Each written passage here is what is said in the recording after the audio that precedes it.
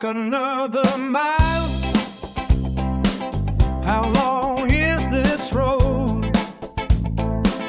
Feels like forever. Will it ever come to an end? Come, brother, just a little bit farther. We'll get there soon. Then we can rest. We'll have a new home, away from the past, free from what ties us down. We are made new. You and I against the world, no longer trapped. We are free.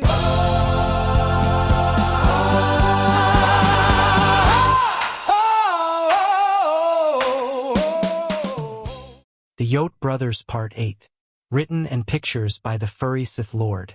The Yote brothers were making their way towards strong might when the ground began to shake, and they jumped into some bushes to hide.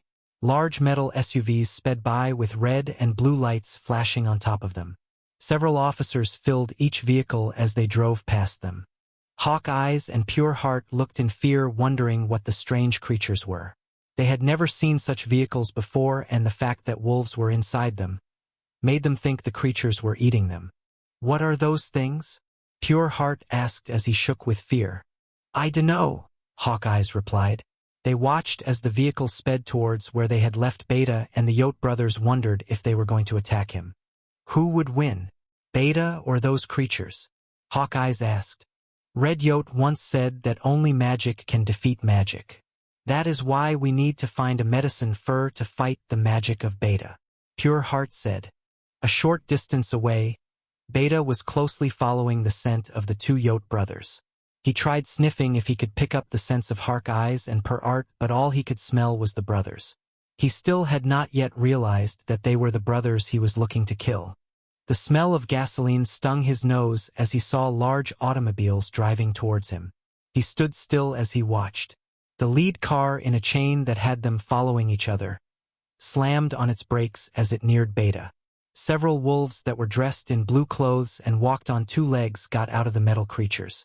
"Is this the supposed bear that leaves footprints the size of a car?" the sergeant asked as the officers laughed. Beta stood on two legs as he faced them, being annoyed by their laughter. He was pretty sure they were making fun of him. The sergeant removed a shotgun from the car and pointed it at Beta. Each of the officers drew their weapons as Beta began to grow larger. The angrier he got. "What the hell?" an officer shouted as he watched in horror. "This can't be real." Another officer shouted, and the police officers opened fire and shot at Beta.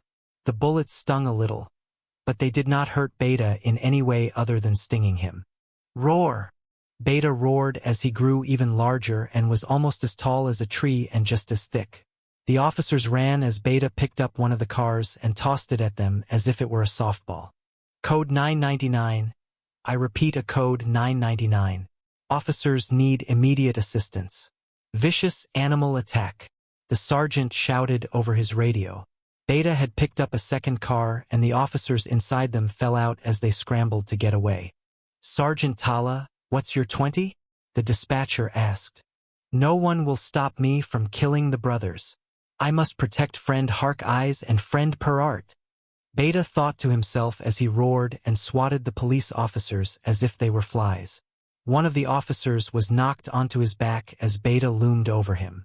Beta got close and sniffed him as the wolf officer looked at him in terror. "I hate wolves," Beta thought as he thought about the unevolved wolves that had attacked him before these did. Even though these wolves had evolved and were like Beta's other form, they still annoyed him. Like shoving your paw in a beehive to get the sweet treat inside. The bees would sting and annoyed him just as these wolves with their stinger weapons they had used on him. Beta destroyed the remaining cruisers as the officers ran in fear. Before he died, the Sergeant Tala was glad his body cam footage caught all this. When backup prepared, they would kill that monster and avenge his death. This ends Part 8. We hope you enjoyed it. See you next time for Part 9.